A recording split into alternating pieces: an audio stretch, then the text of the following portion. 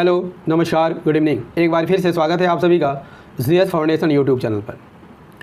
दोस्तों, ये मेरा नया चैनल है और आपके सपोर्ट की हमें काफ़ी ज़रूरत है, इसलिए रिक्वेस्ट है कि चैनल को सब्सक्राइब ज़रूर कर लीजिएगा। मैं आपसे वादा करता हूँ दोस्तों कि आपके विश्वास पर खरा उतरने का प्रयास करूँगा। मैं आपके लिए अच्छे कंटेंट लाने का प्रयास करूँगा ताकि आपकी किसी भी कॉम्पिटिटिव एग्ज़ाम के लिए काम आ सके।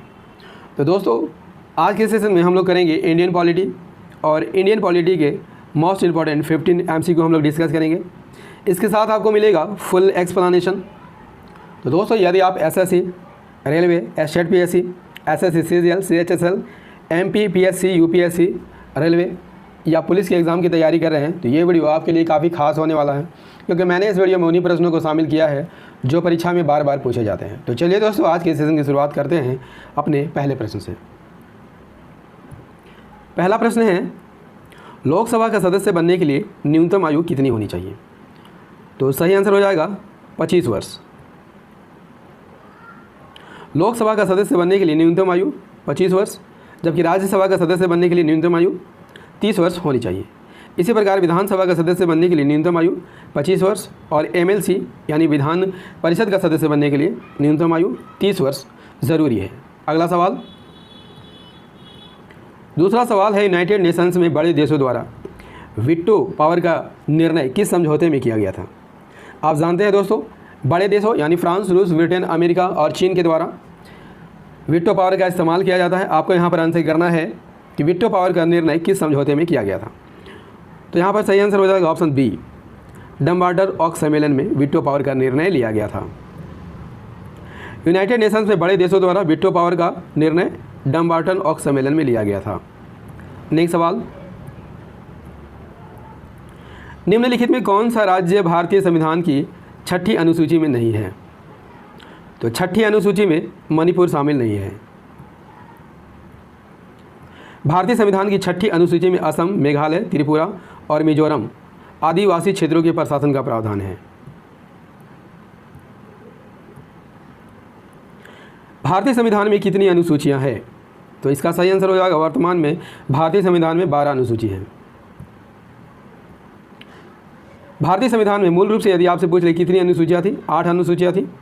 9वीं अनुसूची को पहले संविधान संशोधन के द्वारा, 10वीं अनुसूची 35वें संविधान संशोधन के द्वारा, 11वीं 73वें संविधान संशोधन के द्वारा और 12वीं अनुसूची को 74वें संविधान संशोधन के द्वारा जोड़ा गया था। नेक्स्ट सवाल, सरदार स्वर्ण सिंह समिति की रिपोर्ट के बाद किस संशोधन के तहत मौलिक कर्तव्य को भारत के संविधान में जोड़ा गया था? तो इसका सही आंसर हो जाएगा 42वें संविधान संशोधन के द्वारा। यदि आपसे पूछ ले कि मौलिक कर्तव्य को किस समिति के द्वारा जोड़ा गया था, किस समिति की सिफारिश पर जोड़ा गया था, तो याद रखिएगा सरदार स्वर्ण सिंह समिति के सिफारिश पर, और इस समिति का गठन इंदिरा गांधी द्वारा किया गया था। ठीक है, इसका उद्देश्य क्या था? पिछले अनुभवों को प्रकाश में संशोधन और संविधान की सिफारिश करने के सवाल का अध्ययन करना था। मौलिक कर्तव्य भारतीय संविधान के अनुच्छेद 51 में है। इन्हें मानने के लिए किसी नागरिक को बाध्य नहीं किया जा सकता है और इसे 42वां संविधान संशोधन के द्वारा जोड़ा गया था। दोस्तों, यदि आपसे पूछ ले कि मूल संविधान में कितने मौलिक कर्तव्य थे, तो याद कर लीजिएगा 0 मौलिक कर्तव्य थे और इसे 42वें संविधान संशोधन के द्वारा जोड़ा गया था 1976 में। तब मूल कर्तव्य की संख्या कितनी थी? 10 थी। वर्तमान में 11 मूल कर्तव्य हैं और 11वां मूल कर्तव्य 86वां संविधान संशोधन के द्वारा, जो कि 2002 में हुआ था, के द्वारा जोड़ा गया था। और 11वां मौलिक कर्तव्य क्या है? तो प्रत्येक माता पिता का यह कर्तव्य है कि वे अपने बच्चों को प्राथमिक शिक्षा दिलवाएं। ये 11वां मूल कर्तव्य है। इन सभी फैक्ट को याद कर लीजिएगा दोस्तों, क्योंकि इन सभी फैक्ट से भी परीक्षा में प्रश्न पूछे जाते हैं। अगला सवाल, राज्यसभा के सदस्यों का कार्यकाल कितना होता है? सही आंसर हो जाएगा 6 वर्ष। राज्यसभा कैसा सदन है? अस्थायी सदन है और इसका कार्यकाल अनिश्चित होता है। इसके 1/3 सदस्य हर 2 वर्ष में रिटायर हो जाते हैं और राज्यसभा के सदस्य का कार्यकाल कितना होता है? 6 वर्ष का होता है। 7वां सवाल है, राष्ट्रपति वित्तीय आपात संविधान के किस अनुच्छेद के तहत लगा सकता है? वेरी इंपॉर्टेंट प्रश्न है। सही आंसर हो जाएगा अनुच्छेद 360 के तहत लगा सकते हैं। अनुच्छेद 360 के तहत वित्तीय आपातकाल की घोषणा कौन करता है? राष्ट्रपति करता है। यदि वह इस बात से संतुष्ट हो जाए कि ऐसी स्थिति उत्पन्न हो गई है जिसके कारण भारत या उसके क्षेत्र के किसी भी हिस्से को वित्तीय स्थिरता या क्रेडिट को खतरा है, तो वह वित्तीय आपातकाल लगा सकता है। नेक्स्ट सवाल, संविधान की सलाहकार समिति के अध्यक्ष कौन थे? सही आंसर हो जाएगा ऑप्शन बी, सरदार वल्लभ भाई पटेल। पंचायती राज व्यवस्था में सर्वोच्च निकाय कौन सा है? तो पंचायती राज्य व्यवस्था में सर्वोच्च निकाय कौन सा है दोस्तों?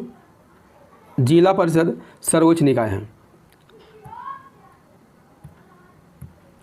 वर्ष 1993 में 73वां और 74वां संविधान संशोधन हुआ और इस संशोधन के माध्यम से भारत में त्रिस्तरीय पंचायती राज्य की व्यवस्था की गई और इन्हें संवैधानिक दर्जा दिया गया था।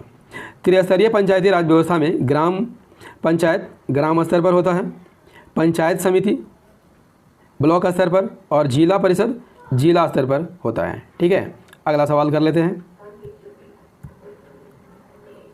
असम पुनर्गठन अधिनियम 1969 द्वारा किस राज्य का जन्म हुआ था?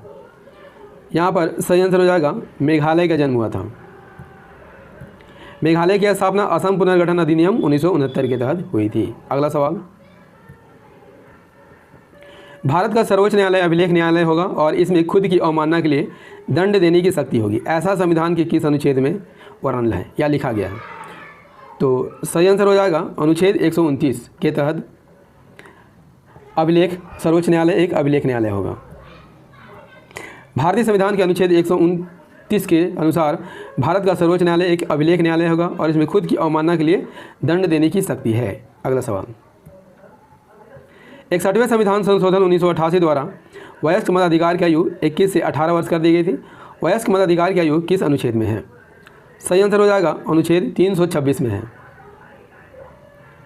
इस समय भारत के प्रधानमंत्री कौन थे यदि आपसे पूछ ले? सही आंसर हो जाएगा राजीव गांधी थे। नेक्स्ट सवाल कर लेते हैं। 13वां सवाल है, 11वें अनुसूची में कितने विषय हैं जो 73वें संविधान संशोधन विधेयक 1992 ने पंचायतों की शक्तियों, अधिकार और जिम्मेदारियों को स्थापित किया था? सही आंसर हो जाएगा 29 विषय शामिल किया गया था। 73वां संविधान संशोधन 1992 राज्य सरकारों को ग्राम पंचायतों को औपचारिक रूप से अधिकार देने से संबंधित है और उन्हें स्वशासी निकायों के रूप में कार्य करने के सक्षम बनाता है। 24वां संविधान संशोधन 24 अप्रैल 1993 को लागू हुआ था और इसमें 29 विषय दिया गया था इसे। अगला सवाल, भारतीय संविधान में 29 अगस्त 1947 का किसके लिए जाना जाता है? तो इसका सही आंसर हो जाएगा दोस्तों, इसी दिन प्रारूप समिति की स्थापना हुई थी। प्रारूप समिति की स्थापना कब होती है? 29 अगस्त 1947 और प्रारूप समिति में 7 सदस्य थे, याद कर लीजिएगा। इसमें अध्यक्ष कौन थे? डॉक्टर भीमराव अम्बेडकर। और अन्य 6 सदस्य कौन थे? अलादी कृष्णा स्वामी अय्यर, कन्हैयालाल मानिकलाल मुंशी, मोहम्मद सादुल्ला, एन गोपाला स्वामी अयंगर, वीएल मित्र और डीवी खेतान। ठीक है, ये 7 सदस्य थे प्रारूप समिति के। अगला सवाल, भारतीय संविधान का अनुच्छेद 280 किससे संबंधित है? वेरी वेरी इंपॉर्टेंट प्रश्न है। सही आंसर हो जाएगा वित्त आयोग से संबंधित है।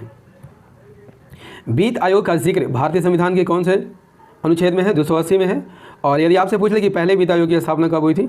1951 में हुई थी। और पहले वित्त आयोग के अध्यक्ष यदि आपसे पूछ ले तो केसी नियोगी थे। और इसकी स्थापना का मुख्य उद्देश्य क्या था? केंद्रीय सरकार एवं राज्य सरकारों के बीच वित्तीय संबंधों को परिभाषित करना इसका मुख्य उद्देश्य था। वित्त आयोग का गठन 5 वर्ष पर किया जाता है। किसके द्वारा किया जाता है? राष्ट्रपति के द्वारा किया जाता है। दोस्तों सेशन कैसा लगा कमेंट करके ज़रूर बताइएगा। यदि सेशन पसंद आया हो तो इसे लाइक कर दीजिएगा, दोस्तों के साथ शेयर कर दीजिएगा और यदि आप भी इस चैनल पर रहे हैं चैनल को सब्सक्राइब कर लीजिएगा, बेल आइकन को प्रेस कर लीजिएगा ताकि मेरी आने वाली हर वीडियो का नोटिफिकेशन आपको सही समय पर मिल सके। तो दोस्तों मिलते हैं अगले सेशन में। जय हिंद, धन्यवाद।